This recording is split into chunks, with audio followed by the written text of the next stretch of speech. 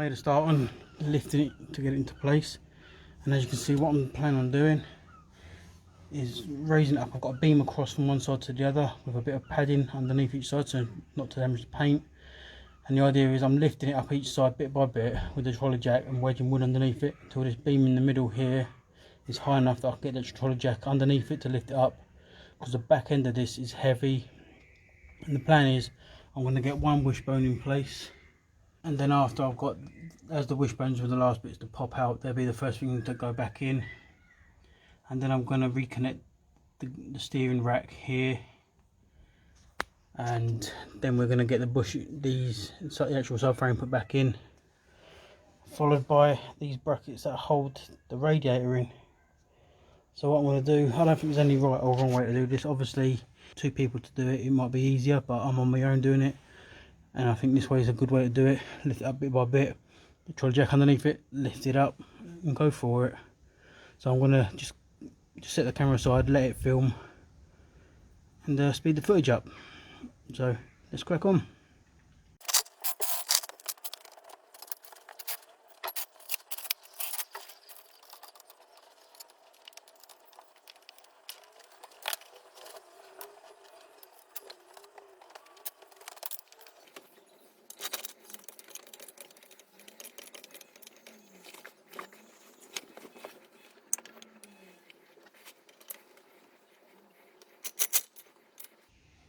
This is a pain, but it's being done.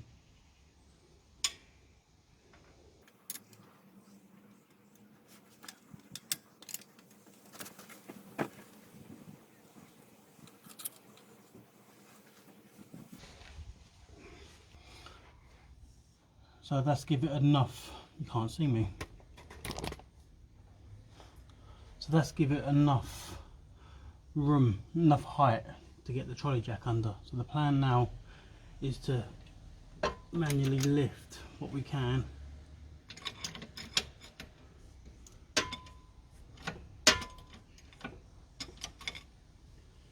and get,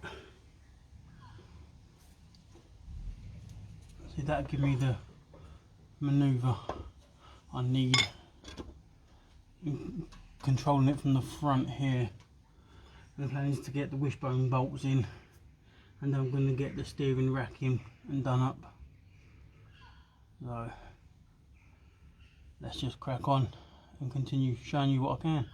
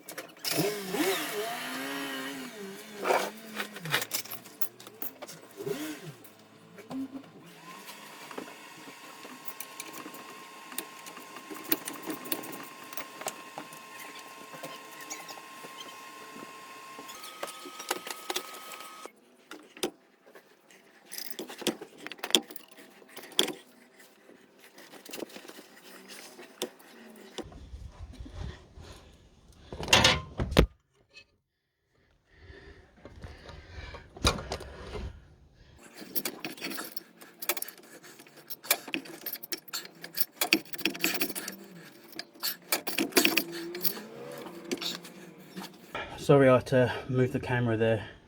I had to get underneath the car, and where the camera was sitting, that's where I needed to get to put my pressure on. I was pushing one hand up to push on the ball joint of the wishbone to push up, and with the other hand I was actually manoeuvring the knuckle and the caliper so it slotted into place nicely, and I needed to be in the position where the camera was. So, but it's all gone back in.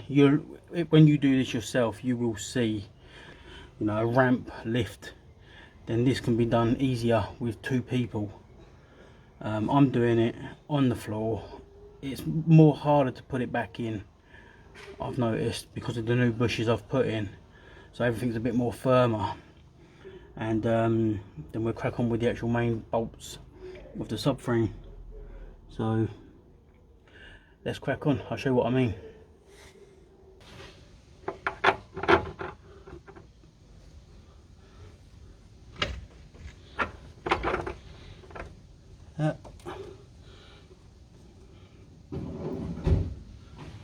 Gone in 22mm, if I remember rightly, 21.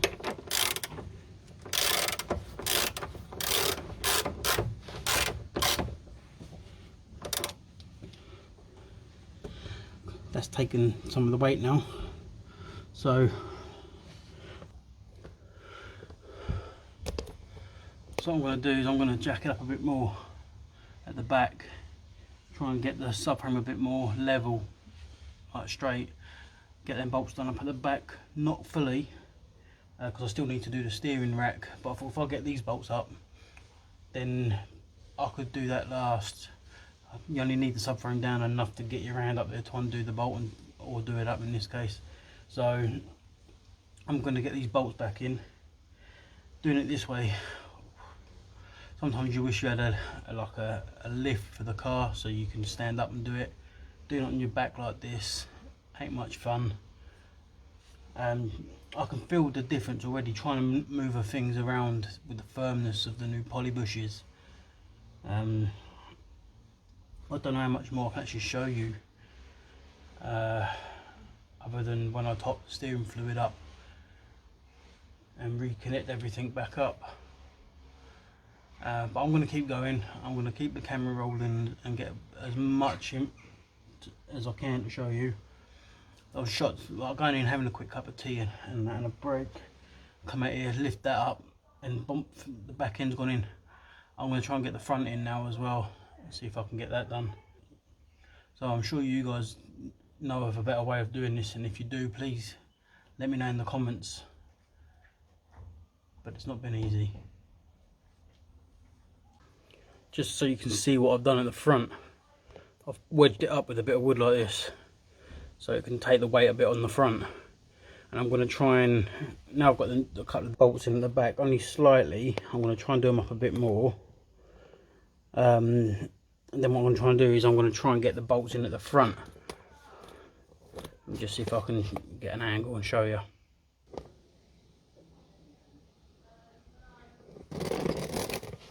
So, it's so warm out here. So nice getting a haircut. So yeah. Anyway, I'm going to stop rabbiting on, I'm just going to crack on with this.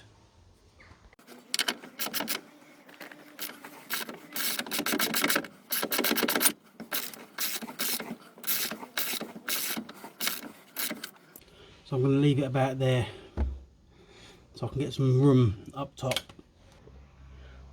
And I'm going to do the same on the other side, and I'm going to lower the trolley jack and get the front bolts in.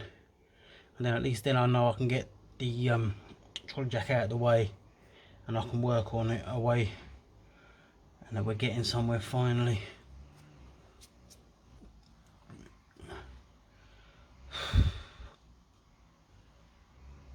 Okay, so I've managed to get my trolley jack down, taking its weight at the back, luckily. I'm going to need a bit of wood under here.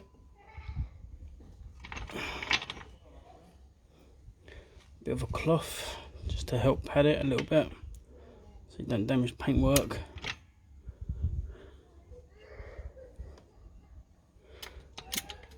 Then just gradually pump it up, take your time with it.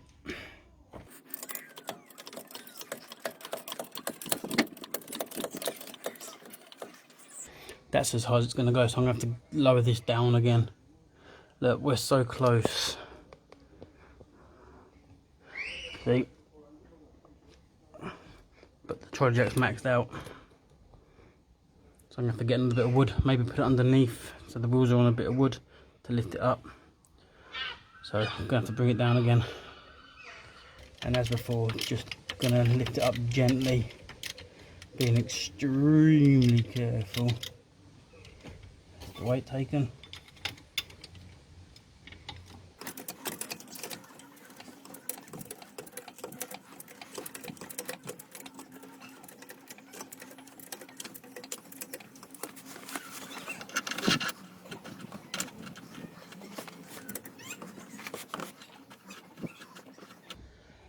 This side is in.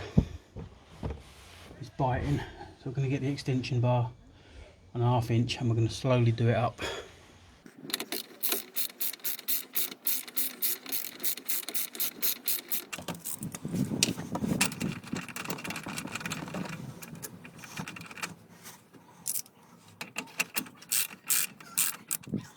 Should be enough. Let's go and get the other side started.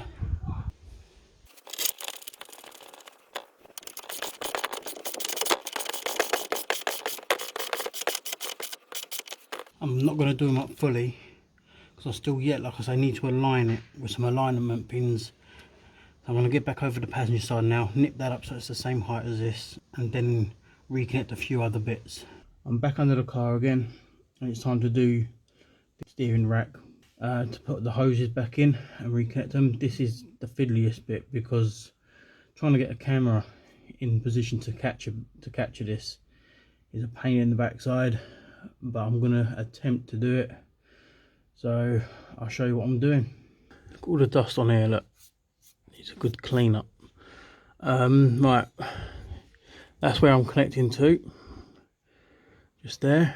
I've got this one to reconnect and this one to reconnect, and I've got myself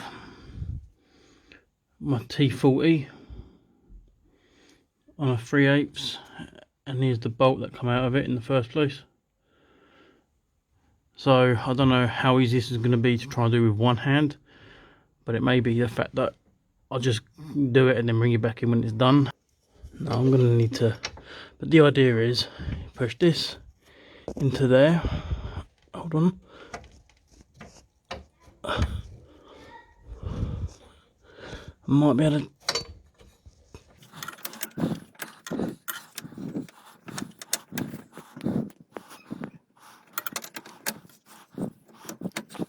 So as you can see, all I need to do now is put this bolt in. But the angle where the camera's sitting, I need to get my arms. So I'm going to get that in and bring you back in a second. There you go, guys. It's all done. I told you I'd show you when I got it all done. It sits quite nicely. So all that's left to do now is I've got to put this bracket back underneath there. I've got one just here. That's got to go on this side as well. We can align it up. But before I do that, I need to do one more thing. There's the radiator brackets and the bushes for them. So I've got the bracket here. I'm gonna click it into place. Do that.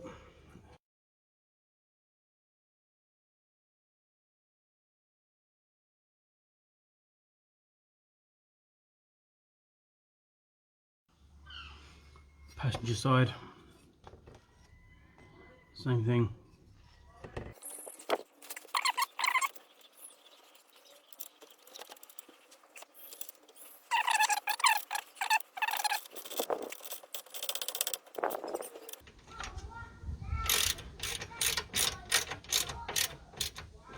These 8mm bolts only torque up to about 10 Newton meters, and that is these done on the rad. So I can now release the cable ties on the top, and that should take its weight. One more thing to do. When you have the splash guard here, you got these slots here where you screw into, and I've replaced them. So I've got a pack of some new ones. Come like this, like little part, and they just click in like that, and they come with the right screws to put in place.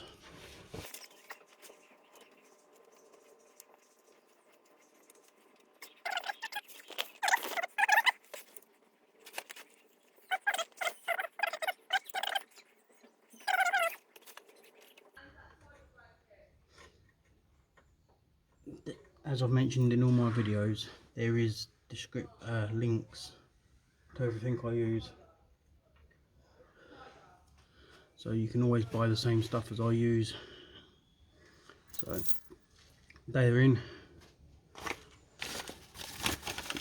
Crack on with the next part of the job. So what I'm doing now is just release the cable ties that are holding the rad and everything into place. Now the brackets are in the bottom, all in place. So here we go, fingers crossed it holds.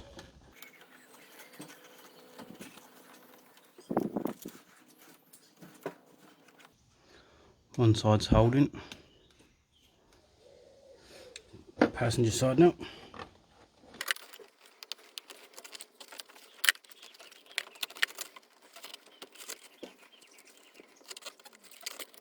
It's holding its weight, so done a good job there.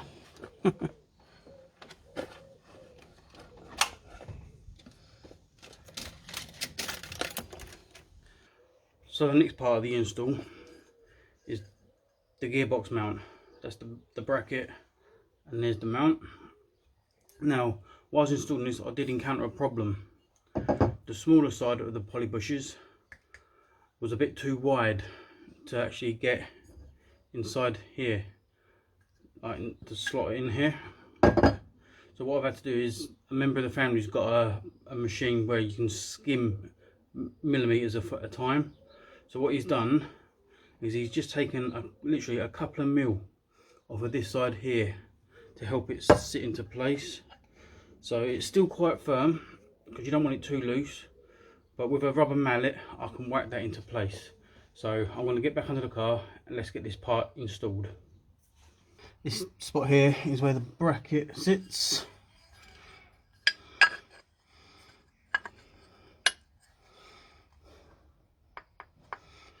Three 30mm bolts.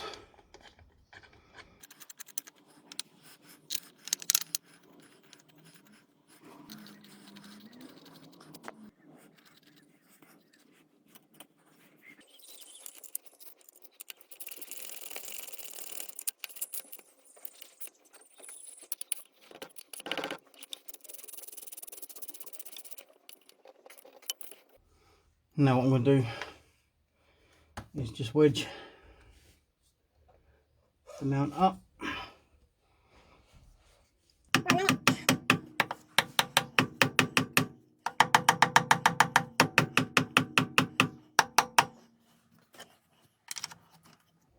In fact, I'm going to do the back one first, because then I can use the pivot to get it in place.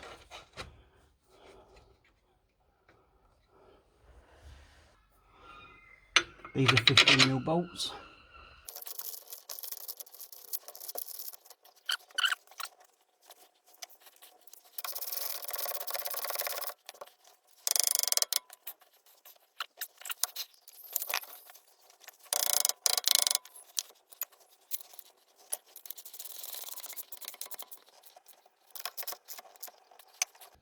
And that's the gearbox mount all back in. As you can see, it was quite, keep knocking the camera. Looks quite nice and tidy. Happy with that. So we're getting there very slowly. So that's that part done. That's in and ready to go. It's just working out now what the next steps will be. Probably start getting the exhaust back into place now. Okay, so there it all is. All the exhaust is back up, looking nice and clean. I'll give it a wipe over. The gearbox mount is back up. What I have to do now is them brackets there that go on the subframe. The one on the side and one on the other side. The other one's on the floor here. You see that pin over the back there, just behind it. Okay, that is one of the subframe alignment bolts. I've had alignment pins, sorry, that I've had made. This is one here. Look, there. It was actually a bolt, as you can see, and I've had it machined down. Let's crack on. Time to get this bracket back into place. And these are 21.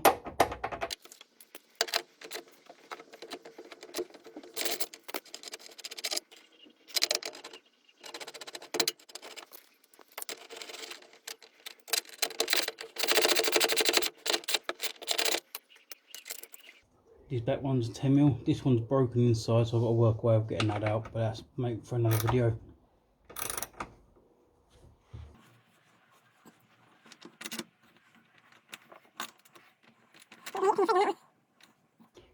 But before I continue anyway, I need to use the alignment pins I had made.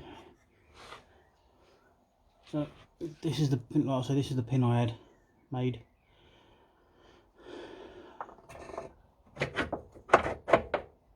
You can clearly see that's not level. I don't know if you can see that on camera. The ones you buy off of eBay for 35 quid, the only difference between this and them is they got a little pin that sits in here. Like there's a groove, so it holds it into place. But you can use a bit of tape around this and it'll be fine. Magic. And it'll fall out just like that. But let's crack on. So one other thing I nearly forgot to mention, that when you get in the subframe back up and you jack it up at the back and get everything in place, there is one other bolt I forgot to mention that you need to do up, and it's kind of important. So let me flip the camera and I'll show you the one I mean from inside the car. You can probably guess what it is as well. Okay, so down here you've got the U joint or J joint or whatever it's called. I can't remember exactly. I'm sure someone will let me know. It's a 10mm bolt. Just make sure you get it done up. That's why you've got to put the steering lock in place. So, and you do your best not to move it. And if I can get it into view, I'll show you something else. See this bit here? Oh, just here, where my finger's pointing. That's a 70mm gap between that top bit and here. What I plan to do is I'm going to get my family member, the one that done them sliding pin, the alignment pins for us, and I'm going to get him to make me a little 70mm spacer out of some alley metal or something, and then I'm just going to cable tie it into place just to make sure it's a 70mm gap, because when you're steering, the last thing you want is for your steering to go wrong. So I've done that up, as you see. I nearly forgot to mention it, it's really important. So what's left for me to do now is do the steering fluid, get the battery back into place, aligning it all up using them pins. You know, alright, they're not the proper alignment pins, but like I say, you don't need to spend £35 for a set of alignment pins. You'll probably maybe use once or twice. I'm going to just crack on with the last little bits and then I'll bring you back in for the final parts. Hope you've enjoyed it so far. I have. It's been a learning curve. I've enjoyed it. So let's crack on. I've spoken enough. Just need to get on with this video. Okay, so for the next part of this, we're going to be doing the power steering fluid, and what I'm going to be using is something I've used before. It's this stuff. It's recommended as well for use for power steering fluids. Always check your user manual for this sort of stuff, but this is what's thrown up and this is what I've got. I just hope I've got enough of it in here. So let's start topping it up.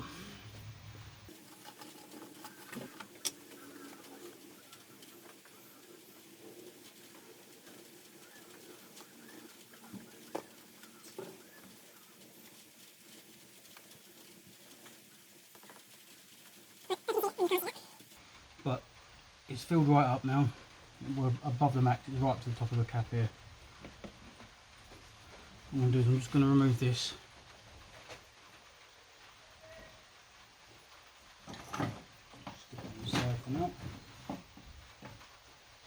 Alright, and then the best way to bleed it is turn full lock to full lock, and hopefully that'll bubble out some air.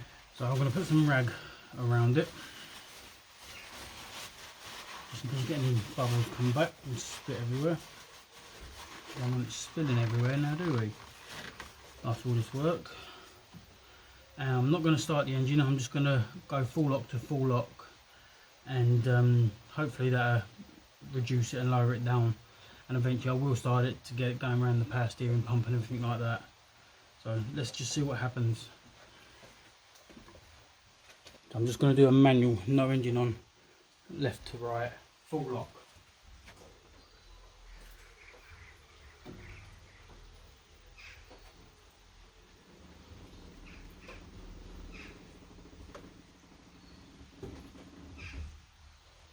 That's one full lock to the left, and slowly come back to the other way.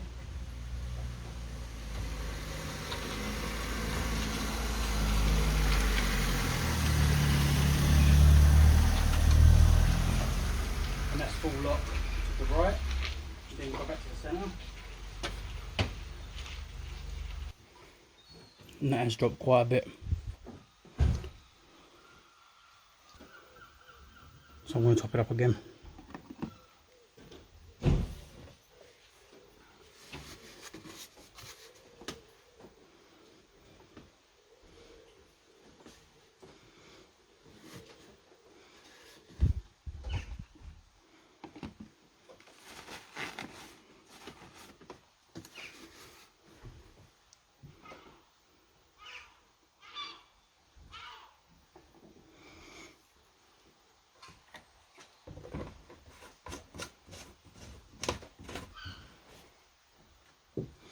Give it another bleed, get a bit more rag first, so I can remove the funnel.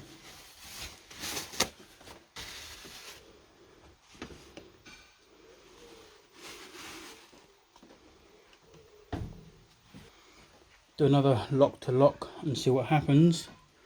Hopefully that'll drop a bit more. And then what we're left to do then is the coolant's topped up to 5 litres, and to get that finished off I need to start the engine. Do the same with this as well. So we're at that stage now where the battery is actually in place. If I show you, just got to connect it and turn it all on, then we're good to go. So let's do another lock to lock.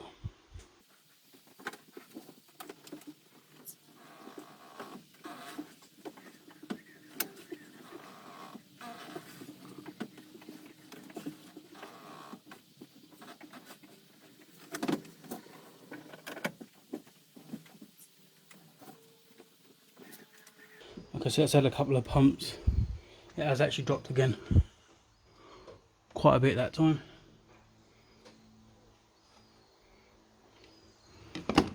Funnel.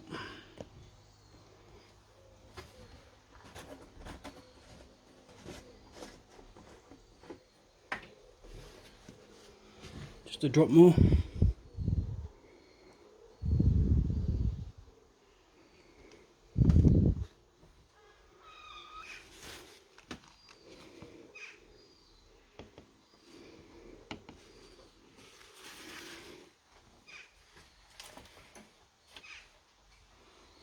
It's topped up.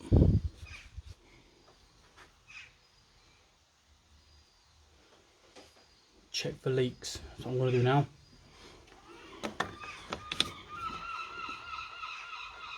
So what we're looking for here is leaks where you've reconnected the power steering, and there's nothing leaking there, so we're good there.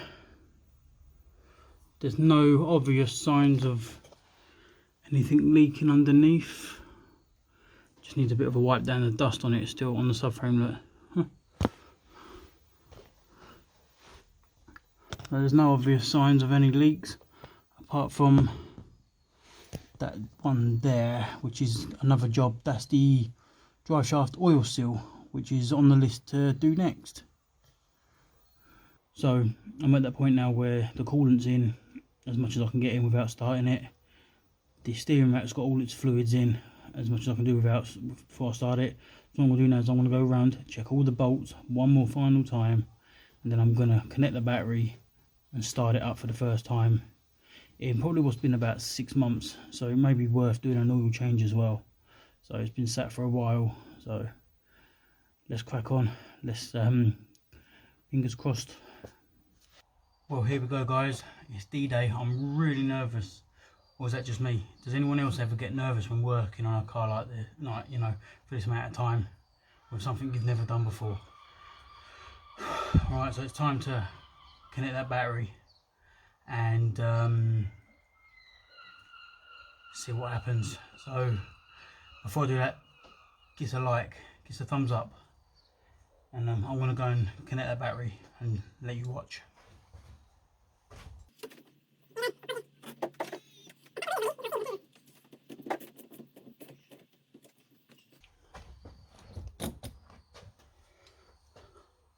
So as you see, the wing mirror is folded in as I connected it. So I'm going to pull the camera a bit closer. God, I'm nervous and I don't know why.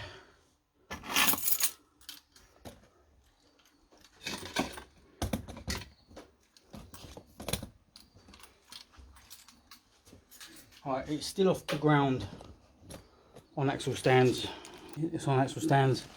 There's wood wedged absolutely everywhere.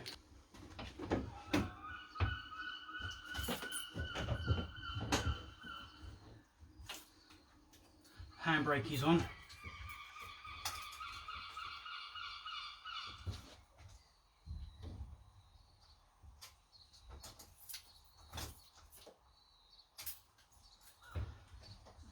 Nothing.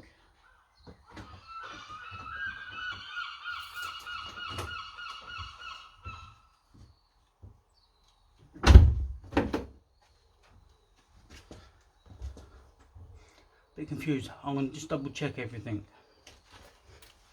Okay, so we had a little hiccup there. I hadn't done the battery up, terminal up enough. So, let's try one more time. Let's go. Still nervous. Well, we've got lights flashing in here. And they moved.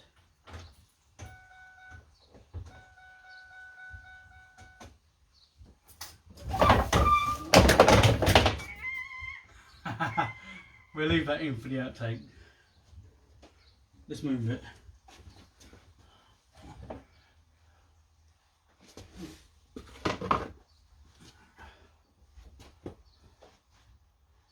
Oof.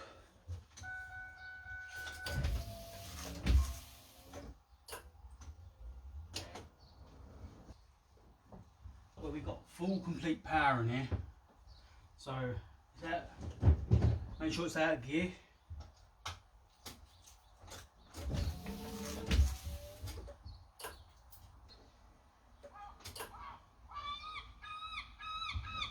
Well, we've got power, we just ain't got no ignition. I'm wondering if there's enough power in the battery. It's been sat for a long time.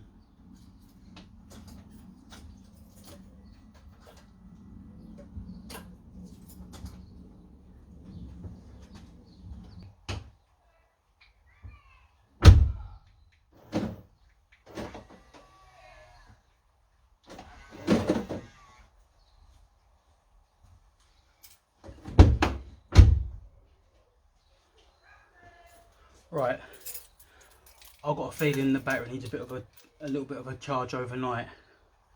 But as you can see, there's power. You could hear I hope the camera picked it up. But there was, the fuel pump kicked in, all the dash lit up, everything, the radio come on, the lot. It just don't seem to be getting any spark to ignite the engine. I'm going to go over all the wiring again, as you would do. But I'm positive that it's the battery, just needs a bit of a top up charge. So we're there. The fact we got power. Let me show you inside the car. As you can see, I had this kit in, and I've had to take it out for the time being while I was doing the job because I needed the steering lock to be back in place. So we've got steering lock back in, and to be honest with you, I might just leave it in there. So let's turn the light off on the camera. The radio works.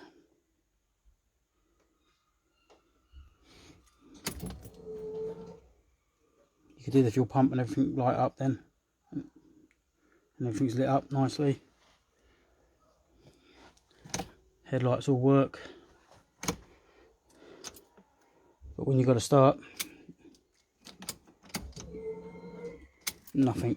I've got a funny feeling the battery's not got enough power to actually kick the engine over. It's a shame though, because it would have been fun. But I'll bring you back in another video for a quick update on this. But I'm going to go indoors now, take the battery with me, stick it on charge, and until the next video. You've seen in this one how to do the poly bushes on the front subframe and everything else. I've also taken on, as I was doing that same video, I've also taken on the radiator change, coolant change, thermostat change, water pump change, and amongst a few other things, you know, little projects around it. So if you've stuck around and watched this long, well done you, give yourselves a pat on the back. So I'm glad this job's pretty much finished now. The fact that everything's powering up lovely. Look, let me flip the camera and show you one more time. Chuffed. So I am proper chuffed with this. The fact that everything's powered up nicely. It means that there's no electrical fault. It's just I've got to try and get it started. So we're going to leave it there. I'm going to take the battery back indoors, just top it up a little bit on a charge, get it up to about 13 volts, bring it back out in the morning and continue with it and get it started. And I will bring you back in for another video when it's ready to start, so you don't miss anything. So that's how to install the front poly bushes on the front subframe, and that is a headache of a job to do. I started at the wrong time of the year. We had rain galore every weekend. I was free. We had storms, then we was hit by the virus and everything else. But we're there, we've got it done, it's all back installed, everything's lit up. I just feel the battery needs a top up on charge where it's been sat indoors for a while, and that'll merely be it. So for now, if you've stuck around for this length of time, consider hitting that subscribe button. Please leave a like, because it helps YouTube recognise this video as a good popular one and they promote it that little bit more. Leave a comment on what you'd do different, if there's anything you'd do different, and thanks again for the support. I've got one more set of poly bushes I believe to install, and that's on the rear end of the car, but I'll leave that for another video. And that's it. Hopefully it won't be as long as waiting between videos, but I'll release them as of when I can. So for now, and Project ST220, as what it says here. Can't really see it, but yeah, my little logo I done for the car. So that's it. See you in the next video. Hi everyone. Just a quick update before this actual video cuts off and I finish it. Right, I had a quick cup of tea indoors and I thought I had that start kit in there, and the crank wire that runs to the start motor, I actually disconnected it, didn't I? So I've come back out here, I've checked it, reconnected it. Now let's see what happens. Let me try and get around here. Let me flip the camera and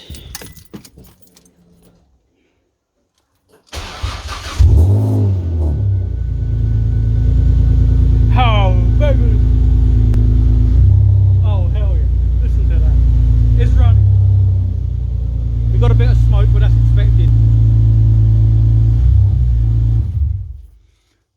That smoke's expected because it's all where it's fresh oil, like off the skin where I've been touching everything, so that's expected.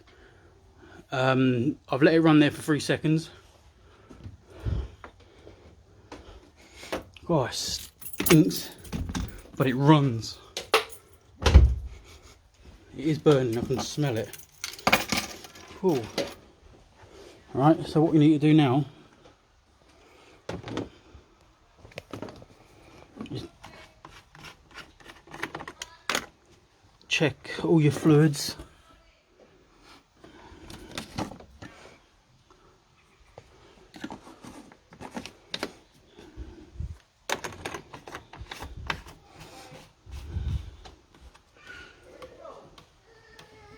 See, that smoke was coming from down here. I'm checking for leaks and I can't see anything.